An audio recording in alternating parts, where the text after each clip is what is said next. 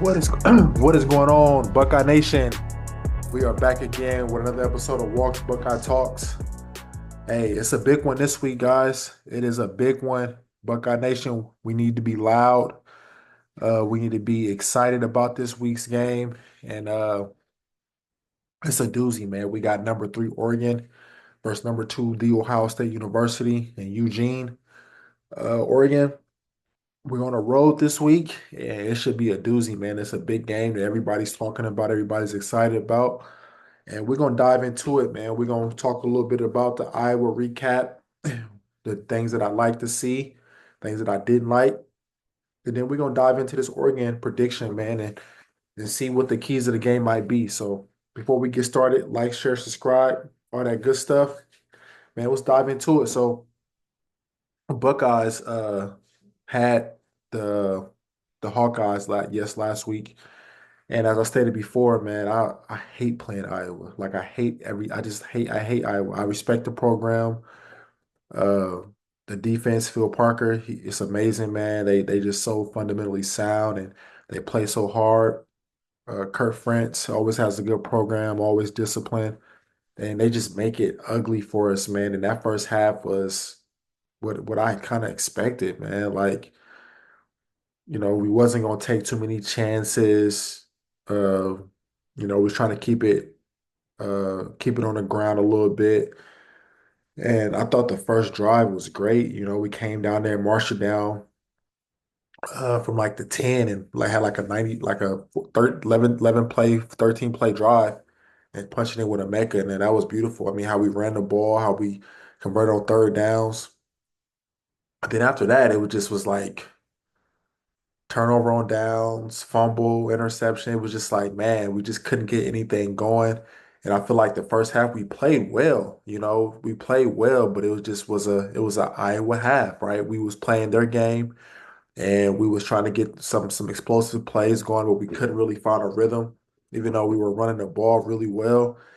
And Iowa kind of mucked it up for us and they completed some third downs to make the clock run. So it was an Iowa game, man. It was an Iowa game, something that I kind of expected early on. I was like, oh, watching that, I'm like, yep, I kind of expected this. But that second half, man, the Buckeyes took it to another level, and you like to see that. You like to see the offense and the defense take it to another level and show their dominance and show that, we have another level to get to. And Iowa, Achilles heel is they can't really score the ball. So once we were up 14-0. I don't know about you guys, but I kind of felt like comfortable, like, man, we got the game in bag. We just got to make sure we don't turn the ball over and give them opportunities. And we did, man. Our defense came out there and Jack Sawyer got a strip sack, and then it was we got interception by Igminosa, and we got another strip sack. So the offense started rolling, and Will Howard started finding a good rhythm, and Omeka had a big day. So, man, all in all, man, Buckeyes took care of business against Iowa, and it was a game that I really wasn't too thrilled about. Like I said, I hate playing Iowa, as I stated before, and I'm just glad we took care of that. So, man, let's dive in deep into this Oregon matchup, man. Oregon is the number three team in the nation. They got a veteran quarterback and Dylan Gabriel, who's been playing a lot of football. I've seen him at UCF, then he went to Oklahoma. Now he's at Oregon, man. So the dude, he's a lefty. He's accurate. He's, pinpoint accuracy. He doesn't have the biggest arm, but he's a gamer, man. Like these type of quarterbacks that I like if they were on my team, but I hate going against them. And they're just gamers, right? They know how to rise to the occasion. They're gonna play some good football. They're gonna make good throws. The moment's not too big, and that's what I expect from Dylan Gabriel. Man, I like his style. I like that he got some moxie. He's a tough player, so we're gonna have our hands full with him, man. I think he's 100 130 of 60 167 this year with 1400 plus yards, 11 touchdowns and three interceptions. I think I saw two against Michigan State last Friday. So uh in the red zone like that. So he's really, he's for the most part he knows what he's doing out there. They don't ask him to do a whole lot as far as throwing the ball down the field, but he will take shots and they have some dynamic receivers with Tess Johnson, who's leading them, and Stewart, who's another dynamic, quick, shifty receiver that they have. Like to get it in space, can take it to the distance. They're fast, so this would be a huge test for our Buckeyes, man, and uh, it's something that we're looking forward to on the defensive side. I think Jim knows is going to have a good game plan, but we're definitely going to have to tackle in space and make Dylan Gabriel uncomfortable. Because if you sit back there, he'll pick you apart. Okay, no matter how good the secondary is. I'm still uh, although our linebackers play well against Iowa, this is a different game. They're going to have to be in space.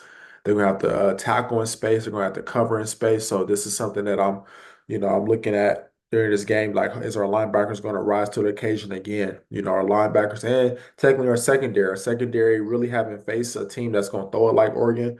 And Denzel Burke and Igminosa and Matthews and Jordan Hancock and Latham and Caleb are going to really be tested this game, and we'll see if they can rise to the occasion. I have faith in the secondary. My biggest concern is our linebacker play and space. I think Sonny had a great game. Cody Simon played well. So we'll see if they can rise to the occasion, man. I think that's where Oregon is going to try to attack us in the middle of the field, where our linebackers trying to get them isolated on some of those receivers. They have a good tight end also. I can't think of his name, but he's a big dude, man, like 6'6", like 240, man, can run. He's big, he can catch. So this would be a huge test for our defense, man, uh, and our linebackers once again. So hopefully we can get home and make Dylan Gabriel uncomfortable. Has to be a huge game for us for our interior line and our DNs, and when we get those fresh bodies in there, they're gonna have to play a role. McDonald and Caden Curry, like I'm expecting those guys to come in there and not miss a beat because we're gonna need those guys to get in there and cause havoc because that's where we're gonna win the game is in the trenches. I think if our front seven plays the way that I think they can play, I believe in our secondary that, all defensively, I think we'll be all right. Uh, but on the other side, our offense, one thing that I love to see when I watched the Iowa game was we were running the ball at will. Like I've said it and I will keep saying it. If we can run the ball, we're going to win the championship. If our offensive line is pushing people, creating holes for these dynamic running backs, we're going to win. I don't care who we line up against. And I think we showed a glimpse of that against Iowa. Iowa is known for their offense and defensive physicality, and especially on the defensive end. And we pushed them around pretty much all game, man. I really feel like if we just really stick to the run, we could have ran all over Iowa. I think it was like that critical. So it's up to the offensive line, man. They have an athletic front, some big athletic guys, DN in the interior. So we'll see what we can do, man. I'm excited about our offensive line. I think they're getting better each week. I think they're gaining confidence each week. And coming off the Iowa when their confidence has to be super high, man. They're playing physical. The running backs are running hard and being decisive. Travion is picking his holes and Junkins is being Junkins. So this going to be a great test that if we can run the ball on the road and play solid defense, well, I like our chances. Will Howard, I like that we're starting to incorporate him a little bit in the run game. Like at Kansas State, he's like he ran the ball a lot more. I feel like he's starting to get a little used to running the ball now. I feel like against Iowa, they started to let him run a little bit more. And it seemed like he was at first hesitant, but he started to run and pick his spots. So I like that, man. I like him in the run game. I like him especially in the run game in the red zone. He's going to be key. I think he needs at least. Let me check. Let me see how many carries he got against Iowa before I make this. Let me see real quick. Let me see. He had 10 carries. I like that. It's crazy. I was about to say that. I think he needs another 10 carries. He needs another 10 carries and he needs another couple big scrambles. Like in that first quarter, on our first drive when we went down to score, I think he scrambled for like 8 or 9 yards. Just keep the drive going, man. Second and two, second and one, or third and one. Like that's going to be critical because Dylan Gabriel is going to do that. He's going to keep some drives alive with his feet. We need to counter that with Will Howard. I like 10 carries. and maybe like 3 to 5 big scrambles for first downs, or just keep the chains moving, or what I mean, anything of that nature. Just keep those chains moving, keep the defensive out there on, keep that defense out there even longer, man. So I think Will Howard, this has to be a big game for him, but I think that's just what we brought him here for. The notion that uh, he just here that he's not better than Kyle McCord or he's just a game manager. And that all might be true, but we brought him here for a reason. He has to show his worth, man. I think these are the type of games that you see. I do think he is a gamer. I think he's getting more comfortable. I know a lot of times. I know the interception against Michigan State was bad, but I didn't think the one against Iowa was that bad. I think he had the right read. He got to put a little bit of air on it. And I think he didn't put enough air on it. So the DB, the nickel came underneath it. Castro came underneath it and picked it. But I don't think his read was bad. He just got to get more confidence in throwing those routes. Because he threw a corner route the same way against Michigan State. It was on the money. So I think he can do it. Just got to put a little bit more air on it.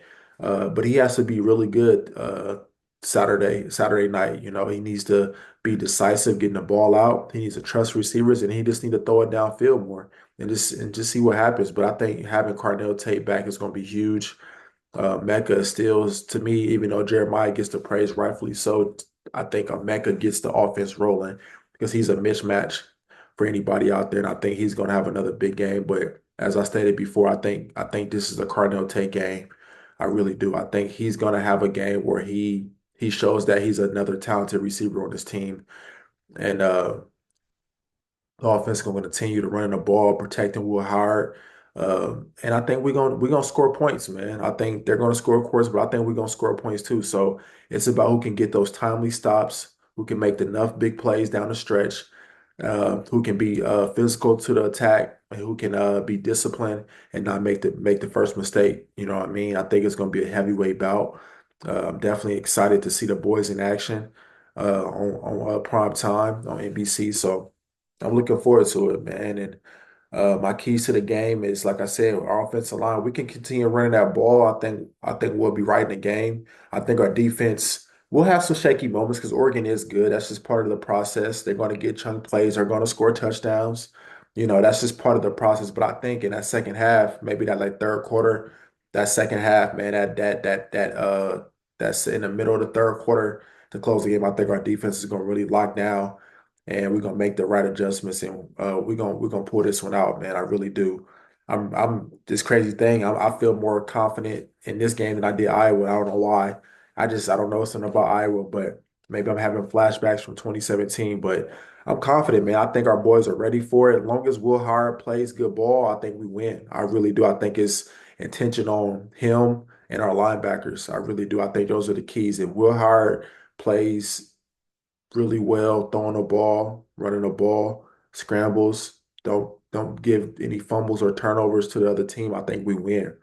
Uh, but it will be tough because you're going on the road. I think the Buckeyes will slight by just a chin here. I think they're going to edge it out, man. I'm predicting. Uh, what should I predict, man? I think the spread is 3.5. It's three. The spread is 3 points. I think the Buckeyes definitely covered, man. I'm gonna pick